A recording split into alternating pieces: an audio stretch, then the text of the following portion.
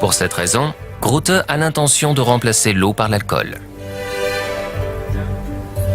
Ce qui met son équipe face à un défi supplémentaire.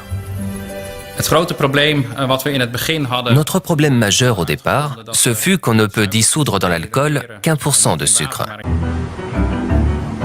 La production de FDCA à grande échelle est en cours d'essai dans une unité pilote. Le sucre végétal est encore tiré du maïs et de céréales. Mais bientôt, il proviendra de l'herbe, du bois et de déchets végétaux. C'est donc un matériau d'emballage qui prolonge la durée de consommation d'un produit alimentaire. En outre, le PEF est plus résistant.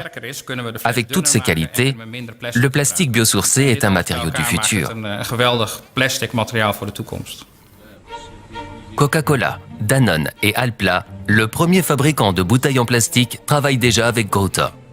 Peu après l'entrée en bourse de sa société Avancium, en mars 2017, son cours atteint déjà près de 300 millions d'euros. La valeur actuelle du marché international des bouteilles en plastique représente quelques 35 milliards.